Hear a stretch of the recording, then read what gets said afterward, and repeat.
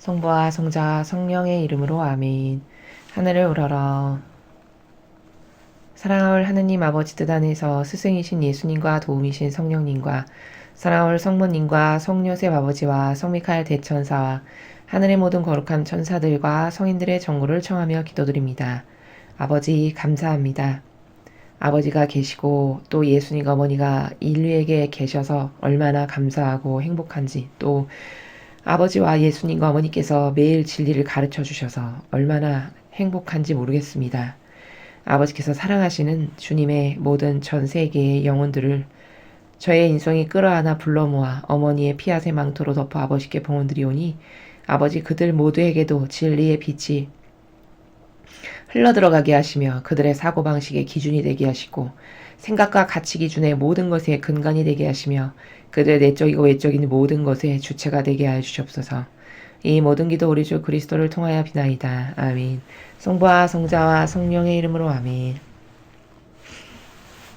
안녕하십니까. 하나님의 뜻 선교회 윤피아 수녀입니다. 자, 드디어 6월달이 되었습니다. 6월달은 예수님을 기념하는 달이죠.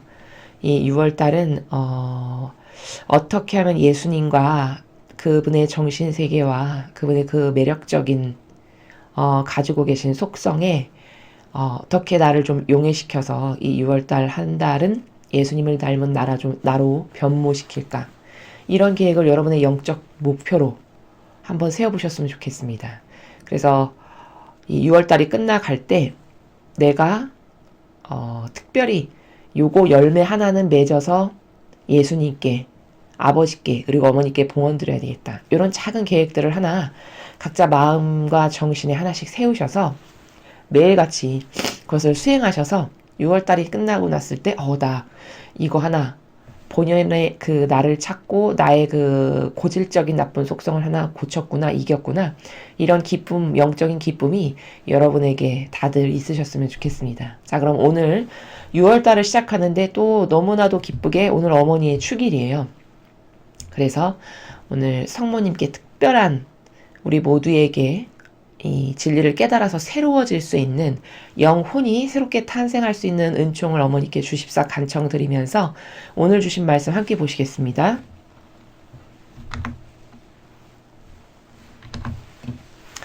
(2020년 6월 1일) 월요일, 교회의 어머니 복되신 동정마리아 기념일입니다. 제1독서 창세기 3장 9절에서 15절 20절까지의 말씀입니다. 사람이 나무 열매를 먹은 뒤 주 하느님께서 그를 부르시며 너 어디 있느냐 하고 물으셨다. 그가 대답하였다. 동산에서 주님의 소리를 듣고 제가 알몸이기 때문에 두려워 숨었습니다. 그분께서 네가 알몸이라고 누가 일러주더냐? 내가 너에게 따먹지 말라고 명령한 그 나무 열매를 네가 따먹었느냐? 하고 물으시자 사람이 대답하였다. 주님께서 저와 함께 살라고 주신 여자가 그 나무 열매를 저에게 주기에 제가 먹었습니다. 주 하느님께서 여자에게 넌 어찌하여 이런 일을 저질렀느냐 하고 물으시자 여자가 대답하였다. 뱀이 저를 꿰어서 제가 따먹었습니다. 주 하느님께서 뱀에게 말씀하셨다. 네가 이런 일을 저질렀으니 너는 모든 집짐승과 들짐승 가운데에서 저주를 받아 네가 사는 동안 줄곧 배로 기어다니며 먼지를 먹으리라. 나는 너와 그 여자 사이에 네 후손과 그 여자의 후손 사이에 적개심을 일으키리니 여자의 후손은 너의 머리에 상처를 입히고 너는 그의 발꿈치에 상처를 입히리라. 사람은 자기 아내의 이름을 하하라 하였다. 그가 살아있는 모든 것의 어머니가 되었기 때문이다. 주님의 말씀입니다. 하나님 감사합니다.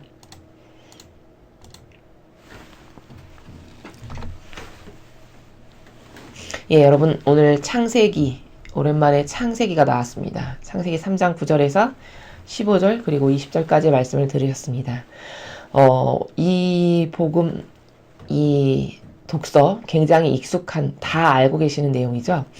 근데 참고로 말씀을 드리면 구약에서도 특히 창세기 있죠. 그 창세기에는 하느님의 다스림에 많은 원리들이 숨어 있습니다. 그 많은 원리들이 집약되어 있는 것이, 특별히 다른 모든 성경이 다 하느님 아버지의 원리와 관점과 개념의 나라가 다 집약된 이루 놀라움을 금치 못할 만큼 탁월한 정신세계의 모든 것이 다 담겨 있지만 그 중에서도 창세기라고 하면은 창세기에는 하느님의 다스림, 우리 아버지의 다스림의 원리의 나라가 무궁무진하게 담겨 있는 책이 창세기다.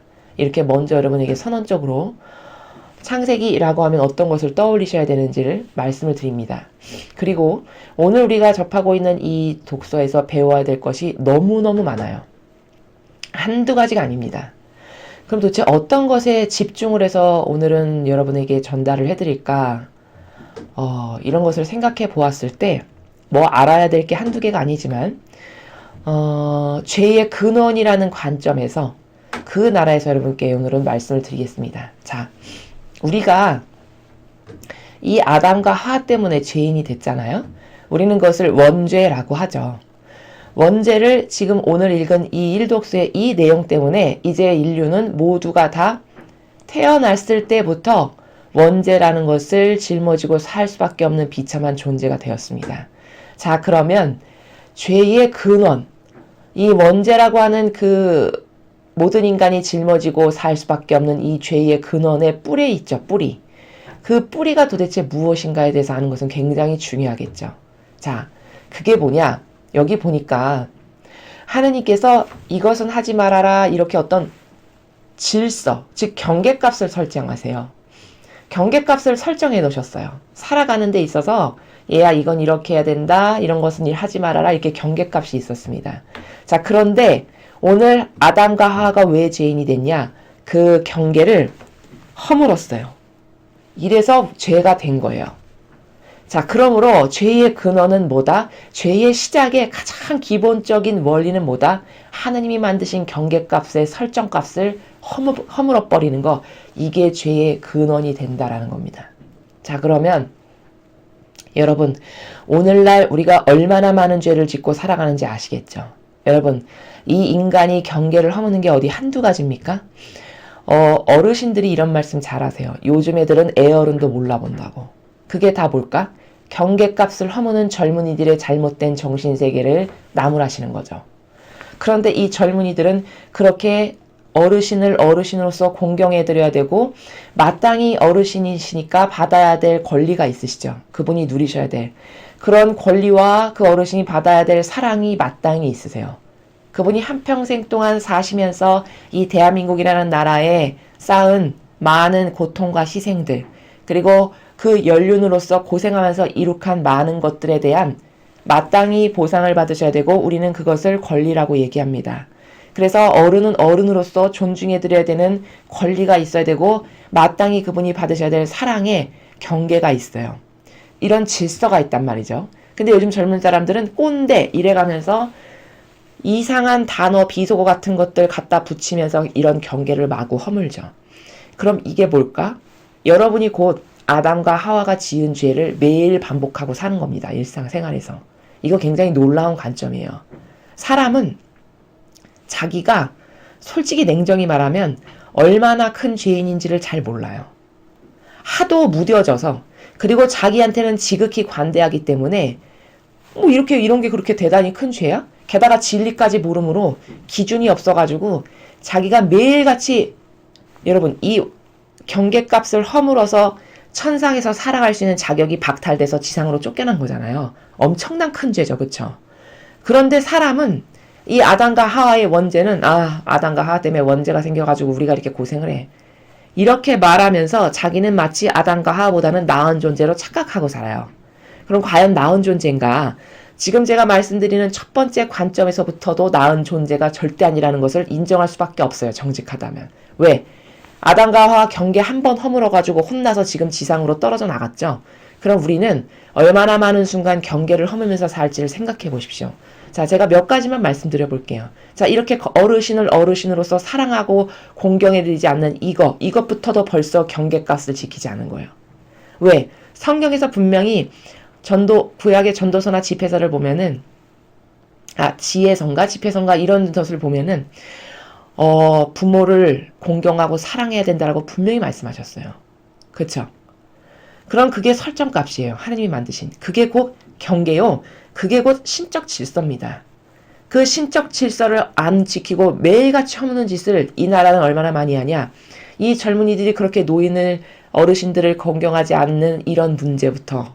자, 반드시 자유민주주의 세계에서는 자기가 노력한 만큼 그 땀방울의 대가로서 물질을 획득하고 그 정정당당하게 획득한 물질로 생계를 유지하고 살아가야 되는 것이 이게 경계값이고 질서예요. 근데 요즘의 질서는 이 질서를 허물어서 어떻게 얘기하죠? 나라가 돈 줘야 된다는 거예요. 대기업이 돈을 내놔야 된다는 거죠. 이게 다 뭘까? 이게 경계를 허무는 사고방식이에요. 마귀에. 자, 또 교황이 하는 발언을 한번 살펴보죠. 동성애자와 난민을 받아들이라는 거예요. 자, 그런데 분명히 예수님은 나는 남자와 여자로 창조했다. 내가 창조한 대로 살아라 이렇게 말씀하셨어요. 그럼 이렇게 예수님이 엄연히 경계값을 설정해서 내가 만들어 놓은 이런 신적 질서에서 살아라고 했는데 그것도 일반 시민도 아닌 교회의 지도자라고 하는 사람이 가장 높다라고 하는 사람이 이 경계값을 무참히 허물어서 난민과 동성애자를 받아들여야 된다는 거예요. 그렇죠? 그럼 이게 뭘까? 이게 다 마귀라는 거예요. 이게 마귀적 프레임이 여러분의 사고방식 안에 살아가면서 즉 여러분의 사고방식 안에 악이 살아가면서 여러분을 맨날 교란시키고 혼란을 가중시키고 혼돈을 야기시켜서 성경에 나오는 이렇게 엄연한 명백한 질서를 지켜야 되는 게 아름다움이고 사랑이란데도 불구하고 이것을 매일 허물고 사는데 자기가 하와보다 그럼 더 악독한 존재죠. 여러분 아담과 하와는 이 경계값 딱 한 번 허물어가지고 죄인 됐잖아요. 그 다음부터 평생을 죄인으로 살죠. 경계값을 딱 한 번 질서를 넘었는데 그런데 우리는 이 지상에서 살아가는 대다수의 인류는 어떻죠? 이렇게 경계값을 일상생활에서 거의 매일 허물고 살아요. 이렇게 성경에 나오지도 않는 질서를 마구 주장해 대면서. 그러니까 정부에게 돈 받아야 된다. 노동자들 특히. 대기업이 나눠야 된다. 또 아버지가 분명히 설정하신 동성애, 난민 이런 거 다 경계값이 있어서 설정한 대로 살라라고 분명히 말씀하셨는데 이거 다 허물어요. 다 받아들여야 된다는 거예요. 그쵸? 또 볼까? 몽둥이를 들지 않은 폭행하는 자다. 누가? 근본주의자가. 자, 그럼 근본주의자가 뭐냐? 성경만이 진리라고 따르고 살아가는 사람이에요. 근본주의자. 그 근본만을 따르겠다라고 하는 사람들. 이런 사람들이 몽둥이를 들지 않은 폭행하는 자다. 이런 말을 했어요. 교황이. 그럼 이것도 성경에 어디 나오는 근거입니까? 성경에 나오지 않는 자기가 새로운 질서를 만들어가지고 예수님이나 아버지가 만드신 경계값은 허무는 거죠. 이렇게 경계값을 허무는 것을 숱하게 많이 하면서 살아가는 게 이 시대에 살아가는 사람들이에요. 그러면서 자기는 아담과 하와보다 나은 존재로 착각하고 살아요. 이게 얼마나 오해입니까? 자, 여러분 이 아담과 하와가 지은 죄 딱 한 번의 경계를 허물었는데 죄인이 됐는데 이 인류는 부지불식간에 수없이 많은 경계를 허물면서 산다. 그런데도 자기가 그렇게 많은 경계를 허물면서 사는 엄청난 죄인인 것을 하느님께 얼마나 많은 모욕과 역경을 드리는 존재인지를 깨닫지 못한다는 것. 자, 그러면서 더 얼마나 우리가 웃기는 존재냐면 여기 보시죠. 여기 너 어디 있느냐? 아버지가 찾으셨어요. 왜 찾으셨을까? 몰라서? 어디 있는지를 몰라서? 아니에요. 이미 죄짓다는 거는 다 아세요. 그러나 너 어디 있느냐라고 찾으시니까 아담이 뭐라 했냐면 동산에서 당신의 소리를 듣고 제가 알몸이기 때문에 두려워 숨었습니다. 여기서 어떤 나라를 볼 수 있습니까? 아담의 나라에서 이 발언하는 나라를 통해서 이 사람이 가지고 있는 정신에 뭐가 있냐? 양심이 있고 정직이 있어요. 양심 있고 정직이 있으니까 정직하게 고백을 하죠. 아, 하나님이 나 찾으시는구나. 나 이렇게 먹지 말라는 걸 따먹었는데. 그리고서는 순수하게 정직하게 먹고 나니까 알몸인 걸 알게 됐잖아요. 그러니까 저 알몸이어서 주님이 두려워서 숨었습니다. 이렇게 이야기하는 그나마 정직성이 여기서 보여요. 자, 그럼 세상 사람들에게 이런 정직성이 있나 살펴보죠. 여러분 지금 이 세상을 살아가는 사람들에게 이런 정직성이 있습니까? 여러분 이 나라를 이끌어가는 리더 그룹이라고 하는 정치인들 한번 잘 보세요. 그들에게서 여러분은 어떤 정직성을 발견하실 수 있나요? 정직성 단 하나도 발견할 수 없죠. 그런데 그런 사람들이 나라를 이끌어가는 리더라는 것을 하는 거예요. 그러니까 나라가 어떻게 될까요? 이렇게 콩가루 같은 나라가 돼가는 겁니다. 정직조차 할 수 없는데 어떻게 인간이라고 할 수 있습니까? 여러분 잘 생각해 보세요. 인간의 모든 존재적 가치는 정신에 근간해요. 여러분 인간이 그렇게 만물의 영장이라고 하면서 잘난 척하면서 미물과 동물을 무시하는 이유는 왜 그렇죠? 자기는 지성이 있다 이거죠. 나는 지성을 따르고 나는 나의 행동에 책임을 지는 사람이요. 나는 정직하고 그러므로 나는 고로 만물의 영장이다. 이래서 대단히 자부심을 갖고 살아가는 거 아니에요, 인간이? 그렇죠. 자, 그럼 그런 자부심을 갖고 살아갈 만큼의 수준이 되는가를 지금 객관화시켜 보자는 거예요. 여러분, 우리가 아담과 하와 때문에 이렇게 죄인이 됐고 아담과 하와는 엄청난 죄인이라고 생각하고 있는데 물론 죄인 맞죠. 그럼 그런 아담과 하와를 기준으로 갖다 놓고 나라는 존재성을 객관화를 시켜보자는 거예요.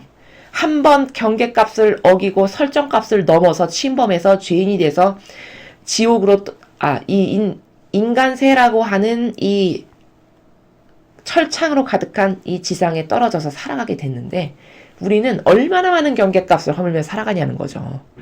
여러분 경계값을 내가 뭘 그렇게 많이 허물었다고 그래? 잘 이해가 안 가시면 잘 생각해 보세요. 여러분은 하느님의 뜻을 내 뜻으로 받아들이고 사십니까? 아니면 여러분의 자아가 내미는 의견을 맨날 내밀면서 사십니까? 여러분의 자아가 가지고 있는 의견을 하느님의 진리보다 항상 앞세워서 내 생각 앞에 내 자아가 먼저 앞서가서 살죠. 그럼 이게 다 경계값을 허문 거죠. 하느님이 세워주신 질서가 엄연히 있는데 그 법이 엄연히 존재하는데 그 법을 따르기보다는 내가 좋아하는 것, 내 기호, 내 정서, 내가 옳다라고 여기는 내 선, 내 뜻 이것이 항상 앞서가잖아요. 그럼 뭘까? 이런 법은 있으나 마나야 경계를 다 허무는 거예요. 그게 곧. 내 뜻이 더 우선이고 내 뜻이 더 훌륭하고 위대해 이런 거잖아요. 그렇죠? 이러니까 매일 경계를 허물면서 살아가는 존재다라고 이야기를 하는 겁니다. 게다가 이 사회의 풍토를 보세요. 얼마나 많은 경계값을 허무는가. 여러분 정직하니까 아담은 제가 알몸이어서 무서워서 숨었습니다. 주님. 이렇게라도 대답할 수가 있었어요. 그럼 지금 대한민국에 살아가는 사람 중에 과연 사람의 정직성의 순도를 매긴다고 하면은 이 아담보다 나은 정직성을 지닌 사람이 과연 얼마나 될까 참 의구심이 드는 부분이에요. 대부분의 모든 사람이 100%는 아니겠지만 다 자기의 이익 앞에서 타협합니다. 타협의 정도가 누구는 문재인 씨처럼 대단히 심각하게 타협하고 누구는 조금 타협하고 이런 정도의 차이가 물론 있죠. 그러나 타협을 안 하고 살아가는 사람이라면 어디서 검증이 돼야 되냐면은 나는 아버지 뜻만을 받아들여서 살아가기 때문에 나에게 어떤 손해가 있다라고 해도 그 진리에 반하는 것을 나는 받아들여서 살아갈 수가 없어. 요런 사람은 정말 훌륭한 사람이고 이런 사람의 정직을 아버지는 훌륭하시다 여기신다는 거예요. 그럼 그 정직도 순도가 있겠죠. 그렇죠? 그렇게 옳은 의지를 가지고 아버지의 뜻만이 옳아 라고 살아가는 사람부터 예수님과 어머니가 지니셨던 정직의 순도는 얼마나 고결했죠? 얼마나 정직했으면은 자신을 위해서 아무것도 안 할 만큼이었어요. 그 순도가 자신을 위해서 완전히 퍼펙트하게 아무것도 안 하다 보니까 너무 작고 겸손해서 성모님 같은 경우는 마귀가 들어갈 통로를 찾지 못할 만큼이었어요. 통로를 찾는다는 건 뭘까? 어떤 교만이나 자만이나 자기를 위하는 나라가 있어야 마귀가 그걸 타고 들어가거든요. 사고방식 안에 이게 틈바구니가 얘가 있네 자애심이라고 그 틈바구니를 비집고 들어갈 수 있는데 성모님에게서는 틈바구니를 찾을 수가 없었다라고 이야기합니다. 그게 뭘까? 그 정도로 자기를 돌보지 않고 자기의 존재를 나는 허무의 존재, 허무적 가치, 나에게는 아무것도 없는 나를 돌볼래야 돌볼 게 없는 이런 존재로 한평생 사셨기 때문에 마귀조차도 공격할 수가 없었다라고 이야기해요. 이 정도의 정직에 이르기까지.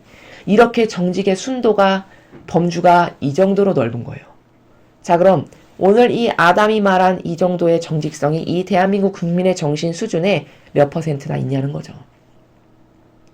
게다가 교회의 리더여 지도자는 최소 자기 자신에게 정직해서 저는 주님 죄인입니다. 저한테 맡겨주시고 보내주신 양들을 그들을 위해서 제가 대신 배상과 보속하겠습니다. 최소가 이게 돼야 되거든요. 왜? 그것을 하겠다고 자원한 사람이니까. 근데 여러분 교회의 지도자나 리더 중에 그런 정신의 정직을 가진 사람이 몇 명 있습니까? 가장 최고 모든 전세계 가톨릭 12억 인구를 다스린다라고 하는 최고 총책임 지도자인 교황의 입에서 매일 나오는 소리가 경계값을 다 허물어요. 동성애 받아들여, 난민 받아들여야 돼. 게다가 하나님이 창조하신 이 창조의 근간의 뿌리 자체를 흔드는 어떤 엄청난 발언을 했죠. 빅뱅론을 찬동하는 이야기를 했어요. 이런 아버지가 창조하신 이 창조론이 아니라 엄청난 거죠, 이거. 또 인간은 죽으면은 영혼이 소멸되는 거다. 지옥은 없다. 심지어 이렇게까지도 경계값을 허물어요. 분명히 성경에 지옥이 너는 영원히 꺼지지 않는 불 속에 집어던져질 거다라고 이렇게 있는데도 불구하고 그 설정값을 또 허무는 거예요. 그럼 이게 뭘까? 이런 몇 가지만 봐도 저건 악이구나 이렇게 알아야 되는 거거든요. 그런데 그러면 이 아담과 하와보다도 더 사악한 거잖아요. 경계값을 도대체 몇 번 허무는 거예요. 그쵸? 그런데도 불구하고 모든 사람은 어떤 관점으로 보죠? 전 세계 가톨릭의 훌륭한 어르신, 엄청나게 훌륭한 지도자 이렇게 얘기하잖아요. 그럼 이 본질하고는 완전히 다른 거잖아요. 그쵸? 그럼 여러분은 거꾸로 알고 계신 거예요. 누가 마귀고 누가 선의 세력인지를 전혀 모르는 거죠. 그런데 나는 선과 악을 분별할 수 있다라고 자기를 착각해. 얼마나 크나큰 오해입니까? 이런 망상으로 살아가는 게 우리예요. 자, 이래서 첫째, 오늘 보니까 죄의 근원이 뭐다? 경계값을 허무는 데서 죄가 시작됐구나. 인간은 자기를 위해서 여기도 왜 경계값을 허물었을까? 내가 좀 좋아져 보고 싶은 마음이 싹 마귀가 거기를 타고 역사하는 거예요. 야, 너 이거 먹으면 어떻게 되는지 아니? 뱀이 얘기하죠. 너 이거 먹으면 하느님처럼 되는 거야. 네가 하느님처럼 눈이 열릴까 봐 못 먹게 하신 거야. 그러니까 이 자아에 있는 자애심과 이기심을 충동질하니까 마귀가 이 하와가 단번에 넘어가잖아요. 그쵸? 그래? 나도 저 과일을 보니까 정말 탐스럽게 생겼네. 나도 먹으면 그렇게 된다고? 이러면서 충동질을 하는 거죠. 거기에 100% 넘어간 거죠. 이게 뭘까? 자기가 좋아져 보고자 하는 그 약점이 취약점인 거예요. 거기를 타고 악이 역사해가지고 아니나 다를까 따먹었어요. 게다가 함께 사는 남편에게도 줬어요. 같이 따먹었죠. 그래서 둘 다 죄인이 돼버렸어요. 그런데 오늘 이 죄인이 돼버린 죄의 근원이 뭘까? 그렇게 무참히 자기가 좋아지기 위해서 경계값을 허물었다라는 것이 죄의 근원이다라는 거예요. 그럼 여러분, 이 시대 살아가는 사람은 이 아담과 하와의 한 100번은 여기 이 경계 한 번 허물어서 이 지상으로 떨어졌잖아요. 한 100번 떨어지고도 100번이 뭐야? 10,000번, 1000번 이상 이 지상으로 떨어지고도 남을 만큼의 경계값을 매일 허물면서 살아가죠. 많은 사람들이. 이제 그것이 무엇인지를 눈에 보이실 거예요. 그렇게 모든 과거에는 윤리도덕이라도 지켰기 때문에 이렇게 경계값을 허무면서 몰상식하다고 하는 어르신들이 그런 사람들이 별로 없었단 말이죠. 오늘날과 같이 이렇게 자신이 기여한 게 하나도 없음에도 불구하고 맨날 내놓으라고 하는 자신의 권리만을 주장하는 이런 비상식적인 진리의 나라하고는 정반대인 이런 경계를 허무는 발언을 하는 사람들이 별로 없었단 말이죠. 근데 지금은 그런 사람이 대다수잖아요. 뭐를 맨날 내놔야 된다는 거예요. 나는 뭐를 받기에 합당하다는 거예요. 이런 것을 정부가 줘야 된다는 거예요. 이게 다 뭘까? 이런 경계값. 하느님은 어떤 분이시냐면요. 신적 질서는 반드시 희생이 들어가면 그것에 상응하는 결과만을 주시는 게 아버지의 법이에요. 근데 희생이 들어가지도 않고 고통이 들어가지도 않았어. 근데 맨날 내놓으라는 거야. 그럼 이것도 아버지의 신적 질서를 허무는 거죠. 이런 질서를 허무는 일을 얼마나 많이 하는지 잘 생각해 보세요. 하와의 100배, 1000배 악한데도 불구하고 자신은 악하다라고 생각을 못해요. 이게 얼마나 무서운 건지 아십니까? 이렇게 매일 묻어내지잖아요. 그럼 죄악으로 점철된 더 역겨운 영혼이 돼서 그냥 죽는 겁니다. 한평생의 인생이. 얼마나 소름 끼치도록 무서운 건지를 깨달아야 된다는 거예요. 경각심으로. 자, 그래서 첫 번째, 이렇게 경계를 허무는 이 인간의 죄가 모든 죄의 근원이 되었다라는 것을 발견해야 된다는 것. 그럼 이 세상은 이렇게 경계를 허무는 얼마나 많은 죄악을 매일같이 저지르고 사는가. 이걸 객관화시켜서 보아야 한다는 것. 라는 거죠. 자, 그리고 두 번째. 자, 오늘 여기 지금 아담과 하와가 이렇게 아버지가 주신 어떤 법칙 하나를 어겨가지고 경계값을 허물어서 죄인이 됐어요. 자, 그런데 이 죄 하나를 가지고 인간은 또 어떤 단편적인 오류적 사고방식이 있냐면, 아, 아담과 하와는 죄인이야. 나는 그 정도는 아니지. 라고 착각하면서 산다라는 거예요. 근데 잘 보면 아담과 하와만도 못한 게 이 인류라는 것을 지금 수많은 경계를 허문다는 관점에서도 그렇고, 두 번째 정직성의 관점에서 봤으면 그나마 아담과 하와는 어디 있느냐 물어보시니까 제가 알몸이 되어서 두려워서 숨었습니다, 주님. 이렇게 솔직담백한 정직성이라도 보인다는 거예요. 그런데 이 아담과 하와를 판단할 때 얘는 죄인이야. 이렇게 단편적이고 일원적인 자신의 관점으로 무엇을 단죄해서 생각한다는 거죠. 그렇지 않다라는 거예요. 물론 죄인이지만 그러나 이들이 지은 죄의 이면에는 순수성과 솔직담백함의 나라가 이들에게는 있었다는 것. 자, 또한 지금의 인류보다 훨씬 낫다라고 보여지는 부분이 어디냐면, 너 어디 있느냐고 물으실 만큼이에요. 무슨 말이냐? 너 어디 있느냐라고 물으셨을 때 이걸 들을 수 있죠. 하느님과 소통이 되는 관계예요. 그럼 영적으로 아버지하고 소통이 될 수 있을 만큼 순수성이 있는 관계였다라는 거예요. 여러분, 이 세상에 살아가는 인류 중에 하느님께서 무엇을 말씀하셨을 때 들을 수 있는 그런 근본이 되어 있어야 이런 소통이 가능한 거거든요. 내가 아버지와 혹은 예수님과 어머니와 소통이 되려면 영적으로 내 마음의 근본적인 자세가 이렇게 정직성이 있고 순수성이 있어가지고 예수님과 어머니께서 나에게 무슨 말씀을 하시면 들을 수 있는 이런 기본적인 게 아담과 하와는 됐다라는 걸 여기 볼 수 있죠. 아담이 너 어디 있느냐라고 하시는 하느님의 말씀을 알아듣잖아요. 즉 아버지하고 소통이 되잖아요. 그럼 지금 시대에 살아가는 영혼들 중에 누가 아버지나 혹은 예수님과 어머니께서 무슨 말씀하셨을 때 알아듣는 이런 소통의 나라가 되는 사람이 과연 몇 퍼센트나 될까 생각해 보시라는 거예요. 소통이 안 되는 것은 아버지가 여러분을 미워해서 사랑하지 않으셔서 말씀을 안 하시는 게 아니에요. 우리의 마음의 근본 자세가 말씀을 하셔도 들을 수가 없어요. 나의 악 때문에. 어떤 악 때문에? 매일 속이고 타협하고 나에게 이익이 된다면 그것이 무엇이건 속이고 타협하는 이런 악, 그쵸? 자아에서 발동하는 수많은 자애심, 이기심, 사욕, 욕망, 이런 정직성도 없고 솔직담백함도 없는 이런 수많은 역겨운 속성 때문에 아버지가 말씀하셔도 알아들을 수가 없는 거예요. 그치만 오늘 아담은 아버지가 말씀하시고 찾으시니까 알아듣잖아요. 하와도 마찬가지고. 그럼 뭘까? 아, 근본적으로 이 사람들은 그래도 정직했고 순수성이 있었네. 이것을 얼마든지 알 수 있죠. 그럼 현재 살아가는 우리들은 아담과 하와만큼 솔직담백하고 정직성이 없잖아요. 지금 우리가 객관화를 시켜서 봤을 때. 그런데 아담과 하와가 인류의 이 언제라고 하는 죄악의 근원이라고 해서 그 하나의 관점을 전체적 관점으로 도포해가지고 아담과 하와는 죄인이야. 이렇게 치부해버리고 본다면 그게 단편적인 관점으로 무엇을 분별하는 그런 정신은 올바르지가 못하다는 거예요. 다각적 관점에서, 다중적 관점에서 이런 어떤 점은 악에게 속아서 오늘 죄를 졌는데 아, 이런 속성은 좋은 거였구나. 이렇게 다중적이고 다각적인 관점으로 어떤 사물이나 현상을 보고 분별하고 판단하고 판단은 아니죠. 분별해서 식별할 줄 알아야 된다라는 것이 두 번째로 여러분에게 드리고 싶은 말씀이다라는 겁니다. 자, 그래서 이 하와의 죄를 잘 분석해 볼 필요가 있는데 하와가 왜 뱀의 꼬임에 넘어갔느냐? 새로운 것을 탐하는 인간의 속성 때문이에요.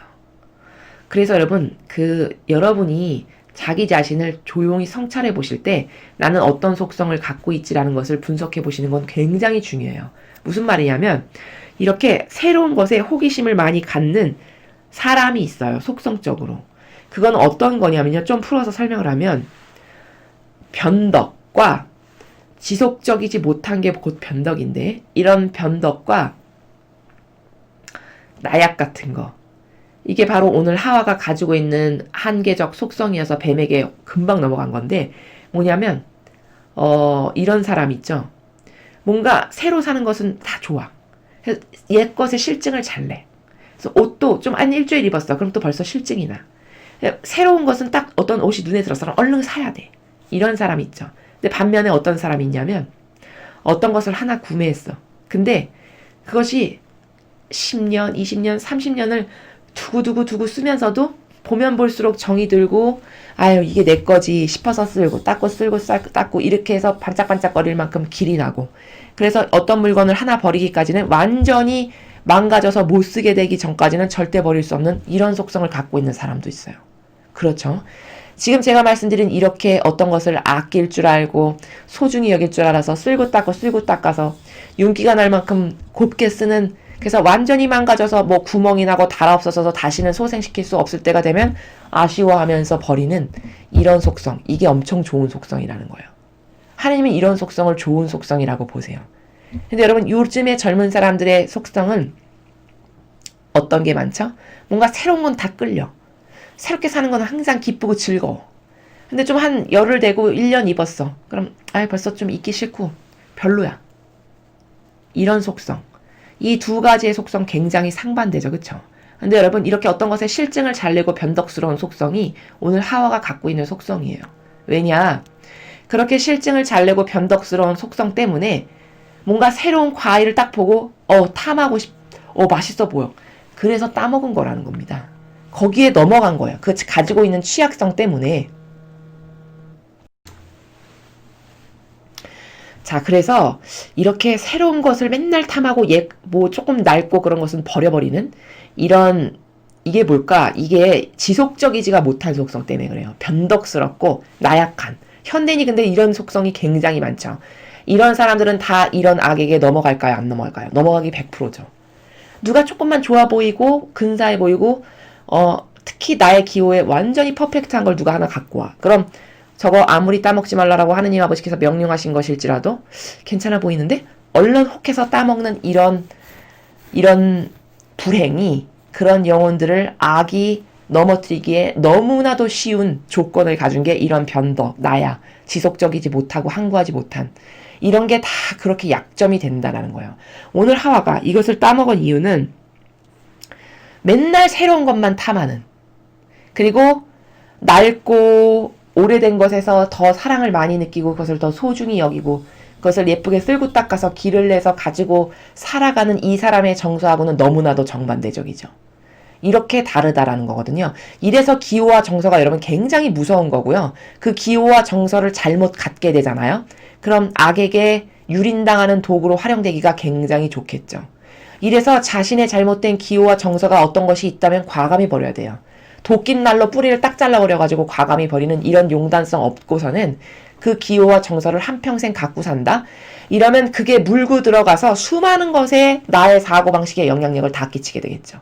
이렇게 된다는 겁니다. 여러분, 이 변덕, 나약, 지속적이지 못하고 온유하지 못한 이것은요, 현대인의 사랑이 어떻게 과거의 아름다운 사랑의 나라하고는 다른가라는 것을 아주 단면적으로 보여줄 수 있어요. 여러분, 신적인 사랑, 거룩한 사랑이라는 나라는 얼마나 아름다운 거냐면요, 이런 거예요. 시간이 지나면 지날수록 예를 들어 남녀가 결혼을 했어요. 그럼 그때의 사랑이 100이었어요. 그럼 시간이 지나면 지날수록 200, 300, 400, 500 해서 만, 만천, 2만, 3만, 4만 죽을 때 되면은 이렇게 완성이 돼서 죽어야 되는, 이게 고결한 사랑의 나라의 아름다운 속성이거든요. 즉 뭘까? 살면 살수록 그 사람에게서 정겨움을 발견하게 되고 아름다움을 발견하게 되고 그 사람이 서로가 진실한 모습을 통해서 저게 진짜 내 거지 라고 생각하면서 저 사람이 기뻐하는 게 나의 모든 의미가 있지, 이렇게 하면서 사랑이 점점 더 성숙해지고 완숙미가 넘치고 아름다워서 그 정도의 완성형이 계속 상승해가지고 정점을 찍고 죽는, 이게 거룩한 사랑의 나라거든요. 근데 여러분, 인간의 사랑을 한번 볼까요? 이 대부분의 결혼하신 분들의 사랑의 나라를 보면은 처음에는 몸과 정신이 다 들끓어 올라가지고 억으로 결혼을 해요. 근데 시간이 지나면 지날수록 어떻게 되죠? 이 인간적인 사랑은 억이었는데 어떤 것 하나에 실망했어. 인간적인 모습에. 그럼 억이었는데 뭐 9만으로 깎여. 8만, 7만, 6만. 쭉 감소해서 6, 70, 80대 되면은 평생 왼수. 서로가 이렇게 지칭하다가 살다가 돌아가시는. 이게 현대인이 가지고 있는 사랑의 나라죠. 그럼 이 신적인 사랑의 나라하고 얼마나 정반대입니까? 완전 정반대죠. 자, 근데 그럼 이런 건 왜 그러냐? 지금 제가 말씀드린 이 하와가 이 악에 넘어간 거는 새로운 것을 탐하고 예뻐 보이고 아름다운 그 혹하는 그런 것에 대해서 변덕스럽고 어떤 하나를 항구하게 지키는 것에 대해서 의미를 두고 거기서 두고두고 아름다움을 느끼는 이런 사람이라면 절대 이렇게 안 했겠죠. 즉 다시 말하면 하와가 이 악에게 넘어간 것은 예를 들어 하느님을 사랑하는 하와의 마음이 시간이 지나면 지날수록 들끓어 올라가지고 끊임없이 상승하는 이런 거룩한 사랑의 나라에서 만약에 하와가 살았다면은 하느님 아버지를 너무 사랑하기 때문에 아버지가 말씀하신 이 명령을 얘야 이것만은 따먹지 말아라 이러면 목숨처럼 지키겠죠. 근데 고작 와서 뱀이 몇 마디 한 것 가지고 넘어갔다는 건 뭐냐? 그 정도로 사랑의 질이 떨어지는 거예요. 그럼 그렇게 사랑의 질이 떨어지는 것은 왜 그러냐? 무슨 속성에서 기인하냐? 인간의 이 변덕스럽고 나약하고 항구하지 못하며 온유할 수 없는, 온유는 뭘까요? 변덕이 없고 한평생 항구하게 진실한 거예요. 기복이 없이 항구하게 항상 진실한. 여러분 사람도 이런 사람 보면 너무나도 마음에 들고 너무나 사랑스럽고 그 사람을 위해서 헌신하고 싶죠. 하느님은 어떠실까요? 그런 속성을 어떤 영혼이 갖고 있다면 너무 아름답겠죠. 그렇게 온유한 사람이면 변덕스럽게 어떤 건 좋았다 나빴다 이런 나라가 없어요. 근데 그렇지 못하니까 하느님이 말씀하신 그 법을 지킬 수가 없는 거예요. 사랑의 순도가 그 정도밖에 안 되니까. 근데 사랑이 예수님이나 어머니의 정신세계의 사랑이 왜 멋있고 아름답고 고결하고 탁월하고 퍼펙트한 거냐면 들끓는 사랑이에요. 가면 갈수록. 더 고결해지고 순도가 넘치고. 여러분 어머니가 예수님을 얼마나 사랑하셨는지를 어떤 단면에서 볼 수 있을 수 있냐면은 이제 어머니가 먼저 예수님이 돌아가셨잖아요. 어머니가 돌아가실 때가 됐는데 너무 아들이 먼저 돌아가시고서는 못 보신 시간이 오래됐잖아요. 너무너무 그리운 거예요. 너무 보고 싶으신 거예요. 그 아드님이. 그래서 그 그리움과 사랑의 마음으로 들끓어서 혼절하셨다라고 나와요. 근데 그 혼절하신 이후에 다시는 깨어나시지 못하셨다. 그렇게 그 사랑으로 들끓어 올라서 화산이 폭발하는 것과 같은 화라산처럼 폭발하는 그 나라로 예수님을 그리워하셨고 그렇게 해서 혼절하셨는데 그 상태로 그대로 돌아가신 거예요. 이게 묵주기도에 보면 나오거든요. 이 교회에서 판매하는 묵주기도 책엔 안 나옵니다. 이 마라나타 성지에서 주시는 묵주기도에 그 책에 보면은 거기에 나와요. 그럼 여러분 그 사랑의 나라가 추상이 좀 되세요? 예수님과 어머니께서 서로를 사랑하셨던 그 신적 사랑의 나라가 좀 추상이 되시는지 모르겠어요. 얼마나 사람을 그리워하고 사랑하면 혼절할까요? 그쵸? 그런 나라로 쓰러지셨고 그 이후는 다시는 깨어나시지 못하셨다. 즉 돌아가셨다는 거예요. 여러분 사람이 얼마나 그리우면은 혼절하고 돌아가실까요? 그쵸? 인간 세계도 뭐 상사병이란 단어가 있긴 하죠. 그렇지만 그것도 한시적인 거잖아요. 지속적이지 못하고. 하지만 성모님은 그런 나라가 아니셨어요. 이게 이렇게 고결한 사랑이라는 건 아름다움으로 가득한 거거든요. 이렇게 고귀한 것으로 가득한 게 신적인 사랑의 나라예요.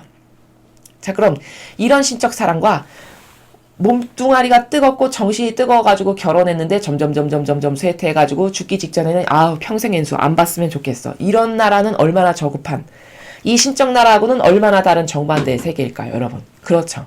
이렇게 비참하게 살다 죽는다는 거예요, 대다수 인류가. 근데 그건 어떤 속성에서 기인하는 건데 그게 뭘까? 변덕스럽고 나약하고 항구하지 못하고 온유하지 않는. 그래서 맨날 실증 잘 내고 이거 입었다가 이거 좀 지나면 별로 새 거 사고. 이런 사람이 사랑에서도 항구할 수 있을까요, 여러분? 그러니까 10년 만나서 결혼해서 좀 살다 보니까 지루해. 이혼하고 딴 사람 또 만나고. 이렇게 살았는데도 그런 인격에 불만족이 없는 거예요. 자기 자신의 그런 인격 수준에 대해서. 그렇게 동물보다도 못하게 무슨 파트너를 갈아버리는 것도 아니고 이렇게 살아가는 자신의 이 정신세계에 창피하거나 불만족스럽지도 못할 만큼 저급하다는 거죠. 이게 현 시대를 살아가는 젊은 사람들의 많은 사고방식을 지배하는 악이라는 거예요. 그래서 이혼율이 그렇게 많은 거예요. 그쵸? 이게 다 뭘까? 신적인 이런 진리의 나라하고는 완전 정반대. 마귀가 뿌려놓은 씨앗에만 매력적이고 거기서만 무엇을 느끼는 향기와 향취를 느끼는 거기에 중독되고 취해서 거기에서 킁킁거리면서 살아가는 이런 저급한 수준. 이게 이 세상을 살아가는 인간의 사랑의 수준이잖아요. 그러니까 오늘 하와도 여기서도 하나님을 얼마나 사랑하는지를 볼 수 있다는 거예요. 하와가 이 죄악에 빠진 것은 많은 속성을 분석해낼 수 있지만 몇 가지만 말씀드리면 첫째, 맨날 새로운 것만을 탐하는 변덕스러운 인간이면 이런 것에 이렇게 100% 넘어간다. 둘째, 그렇게 변덕스러운 속성이니까 하나를 지속적으로 사랑할 수가 없어요. 그러니까 한평생의 그 사랑을 고결하게 지켜나가는 것에서 뿌듯함을 느끼고 거기서 자부심을 느끼고 그 그 사랑에서 아름다운 매력을 발견하면서 소중히 여기면서 살아야지라고 하는 어떤 이런 정신도 없잖아요. 그러니까 몇 개 좀 마음에 안 들었어. 싫었어. 그럼 그것도 자기의 기호상 마음에 안 든 그것 때문에 몇 년 살다가 너랑 나랑은 아닌 것 같아. 버리고 또 새로운 사람 만나고. 이렇게 이 신적 사랑하고는 너무나도 다른 동물적인 사랑만을 하고 사는데도 하나도 거스름이 없는 이런 인간의 정신세계가 이 세상을 지배했다라는 겁니다. 그래서 하느님을 정말 하와가 절절히 사랑했다면 그 신적인 사랑으로 어머니께서 너무 사랑해서 보고 싶으셔서 혼절하실 만큼의 이런 사랑의 나라였다면 과연 이 아버지가 말씀하신 이것을 안 지켰을 리가 없겠죠. 그러나 그 사랑의 순도가 너무나도 저급하고 질이 떨어지다 보니 즉 늘 자기를 위한 것이 앞서가는 자아를 떠받기고 섬기는 사랑이지 그리고 필요할 때만 하느님을 사랑했던 거지 항구하고 지속적이고 영속적으로 거기 진실한 나라에서 사랑하는 이런 마음은 없었다. 굉장히 부족했다. 그러니까 이렇게 악에게 홀랑 넘어가서 결국은 원죄를 지닌 죄인이 될 수밖에 없었다. 이렇게 오늘 죄악의 근원에 대해서 여러 가지 관점적으로 여러분에게 말씀을 드렸습니다. 우리는 이런 하와보다 더 낫냐 아니면 더 못하냐 하와 정도 되느냐 라는 것을 객관화시켰을 때 불행히도 하와보다 수십 배 수백 배 더 못한 인간으로 변질됐다. 왜? 정직성도 떨어지지. 그쵸? 여기 순수하고 정직한 거라도 보이잖아요. 다 고지고대로 이야기를 하죠. 아버지께. 제가 이래서 이랬습니다. 물론 부족함도 있어요. 변명을 하는 이런 부분. 그냥 단순히 죄송합니다 아버지. 아버지가 주신 질서를 못 따라서 죄송합니다. 이러면 끝날 것을 당신이 주신 여자가 먹으라고 줘서 먹었습니다. 이런 거 다 질 떨어지는 거거든요. 이게 뭘까? 남 탓하는 거예요. 변명. 어쨌든 받아먹은 건 자기잖아요. 그럼 그냥 그 자신의 죄만 이야기하면 되는데 항상 남을 물고 들어와요. 제가 이렇게 해서 저 사람이 이렇게 해서 이게 다 뭘까? 이것도 다 마귀적 속성이에요. 책임 전가를 항상 남에게 하는 거죠. 자기에겐 책임이 없어. 제가 줘서 먹었다는 거예요. 어쨌든 받아 먹은 건 자기잖아요. 그쵸? 입으로 먹기 싫다는 걸 억지로 떠먹인 건 아니잖아요. 그럼 자기의 잘못은 없나? 먼저 자기의 잘못을 인정하고 죄송합니다. 잘못했습니다를 하는 게 양심이죠. 그쵸? 여기 물론 그런 것들도 다 보여요. 이런 인간의 역겨운 속성도. 그치만 100% 아담과 하와가 악해. 이것은 또 잘못된 편견적 오류를 가지고 있다라는 것. 어떤 부분은 왜 잘못됐고 이런 부분은 그나마 좋은 건데 안타깝다라는 이런 객관화된 눈을 가지고서 분별을 해야 맞는 건데 그런 것이 부족하니까 또 첨언해서 여러분에게 말씀을 드렸습니다. 그래서 우리는 죄의 시작의 근원은 뭐다? 오늘 배운 것 중에 굉장히 중요한 것은 이렇게 경계값을 허물어서 내 뜻을 들이미는 것. 이게 죄의 근원의 시초가 되었다. 그러나 사람들은 지금 그것을 밥 먹듯이 하면서 살지만 아담과 하와가 저지른 원죄를 자기는 하루에도 수십 번씩 저지른다는 사실을 절대 깨닫지 못한다. 이게 오늘의 말씀드리고 싶은 내용의 핵심입니다. 자, 이어서 복음을 보시겠습니다. 요한복음 19장 25절에서 34절까지의 말씀입니다. 주님 영광 받으소서. 그때에 예수님의 십자가 곁에는 그분의 어머니와 이모, 클로파스의 아내 마리아와 마리아 막달레나가 서 있었다. 예수님께서는 주님의 어머니와 그 곁에 선 사랑하시는 제자를 보시고 어머니에게 말씀하셨다. 여인이시여, 이 사람이 어머니의 아들입니다. 이어서 그 제자에게 이분이 내 어머니시다 하고 말씀하셨다. 그때부터 그 제자가 그분을 자기 집에 모셨다. 그 뒤에 이미 모든 일이 다 이루어졌음을 아신 예수님께서는 성경 말씀이 이루어지게 하시려고 목마르다 하고 말씀하셨다. 거기엔 신포도주가 가득 담긴 그릇이 놓여 있었다. 그래서 사람들이 신포도주를 듬뿍 적신 해면을 우슬초 가지에 꽂아 예수님의 입에 갖다 대었다. 예수님께서는 신포도주를 드신 다음에 말씀하셨다. 다 이루어졌다. 이어서 고개를 숙이시며 숨을 거두셨다.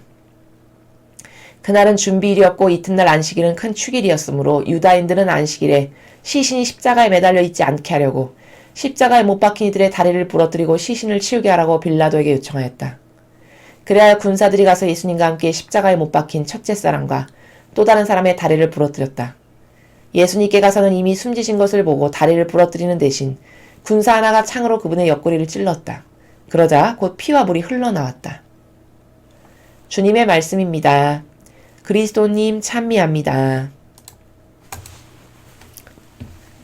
자, 오늘 성모님의 축일이시기 때문에 오늘 교회의 어머니 복되신 동정마리아 기념일이기 때문에 오늘 성모님의 이 축일의 관점에 맞춰서 역시 이 복음도 굉장히 다양한 많은 것들을 배워야 되지만 그 어머니의 축일의 관점에 맞춰가지고 말씀을 드리겠습니다. 자, 여러분 1독서에 보시면 하와를 아버지께서 인류의 어머니로 세우셨어요. 인류의 모든 내 자녀들의 어머니로 하와를 설정하신 거예요. 그런데 하와가 그 인류의 모든 자녀들의 어머니로서의 역할을 했나요? 못했나요? 못했죠. 아버지가 설정하신 질서, 즉 경계를 허물어버림으로써 죄인이 돼서 쫓겨났어요. 천상의 나라에서. 그럼 이제 더 이상 어머니의 역할을 똑바로 할 수가 없잖아요. 아버지가 주신 그 책무를 다할 수가 없잖아요. 그래서 아버지가 어떻게 하셨냐? 새로운 어머니를 세우셨어요. 그게 누구냐? 그게 성모님이세요. 그걸 어디서 발견할 수 있냐? 그 근거를 여기 보시면 오늘 지금 십자가상에 못 박혀 계신 거죠. 예수님께서. 돌아가시기 직전에 예수님께서 뭐라고 말씀하셨냐면 이렇게 말씀하셨어요. 성모님과 그 곁에 선 사랑하는 제자를 보시고 저 사랑하는 제자가 사도 요한이라고 우리가 알죠. 그 사도 요한과 어머니를 보시면서 어머니에게 이렇게 말씀하셨어요. 여인이시여 이 사람이 어머니 아들입니다. 자, 이게 뭘까? 설정값, 질서를 새롭게 세우신 거예요. 하와가 어머니의 역할을 똑바로 하지 못해서 인류의 어머니로서 세워놓으신 아버지께서 세워놓으신 그 값을 이제 못하게 된 것을 다시 회복시키시는데 어떻게 회복시키시느냐? 어머니 여인이시여 이 사람이 어머니의 아들입니다. 즉 사도 요한과 성모님은 육적으로는 남남이에요. 그런데 아들입니다 라고 말씀하셨어요. 그럼 뭘까? 이건 신적인 나라에서 말씀하시는 거예요. 그럼 얘야 영적인 어머니시고 어머니 입장에서는 영적인 자녀예요. 이분이 내 어머니시다라고 이어서 27절에도 말씀하시죠. 이 질서를 세우시는 거예요. 확립하시는 거예요. 그래서 아버지께서 설정하신 설정값이 뭉그러지고 망가져서 대를 잇지를 못하고 있는데 그것을 다시 새롭게 똑바로 세우시는 일을 오늘 예수님께서 십자가상 위에서 돌아가시기 직전에 하신 거다라는 겁니다. 그래서 저 말은 별거 아닌 것이 아니고 굉장히 중요한 의미를 가져요. 온 인류에, 즉 사도 요한에게 이분이 내 어머니시다 라고 했다는 것은 혈연관계도 아니고 아무것도 아닌데 어머니야. 그럼 사도 요한에게만 어머니시다라고 말씀하신 게 아니라 사도 요한을 매개체로 수많은 인류, 그 모든 인류가 이제부터 이분을 내 어머니로 모셔야 된다 라고 신적인 질서 가운데서 영적 어머니를 세워주신 거다. 또 어머니 입장에서는 사도 요한이 피가 섞인 아들이 아니잖아요. 근데 이 사람 어머니 아들입니다 라고 설정하신 것은 뭘까? 영적으로서 어머니의 아들, 즉 오늘부터 영적으로 어머니의 아들 자녀입니다. 즉 사도 요한을 비롯한 수많은 인류의 모든 영혼이 어머니의 자녀입니다. 어머니 이들을 잘 돌봐주세요. 저는 이렇게 가지만 이들이 다 어머니의 자녀들이니 어머니께 부탁드립니다. 이같이 이런 거예요. 이렇게 해서 망가진 신적 질서를 다시 올바르게 똑바로 세워주시는 엄청 중요한 말씀을 하신 거다라는 겁니다. 이래서 저 설정값으로 인해서 한 번 말씀하셨잖아요. 아버지가 비사 생겨라 하니까 빛이 딱 생기죠. 사람은 비사 생겨라 이런 말 해봤자 효력과 어떤 의미가 없어요. 왜냐하면 지배권을 상실했기 때문에. 이 원죄로부터 떨어져 나온 죄인이어서. 근데 예수님이나 아버지께서 무엇을 한 번 말씀하시잖아요. 그럼 그것은 말씀이 곧 법이 돼요. 왜? 그 말씀으로 창조하신 지배권으로 가득한 말씀이시기 때문에 인간의 그냥 쓰잘데기 없는 말하고는 차원이 달라요. 그래서 예수님이 뭘 하나 말씀하셨다라고 그러면 어둠아 생겨라, 뭐 궁창아 갈라져라 이렇게 해서 그대로 되었듯이 엄청난 파워풀한 막강한 힘을 갖고 계신 말씀이 곧 법인 나라라는 겁니다.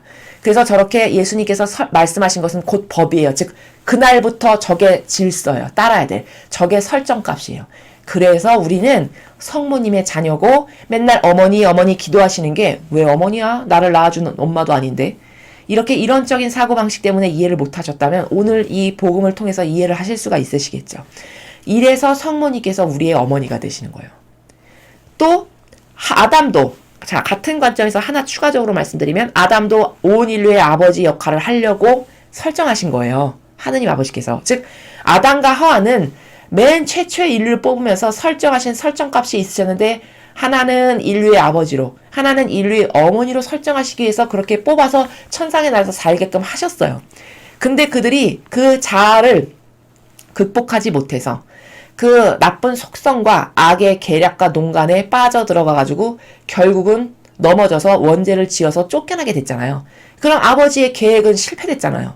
근데 여러분 하느님 아버지가 왜 퍼펙트 하시냐면 내가 이야기한 것은 단 하나도 그냥 이루어지지 않고 되돌아오는 예가 없다. 이렇게 말씀하시죠. 바로 그게 뭐냐.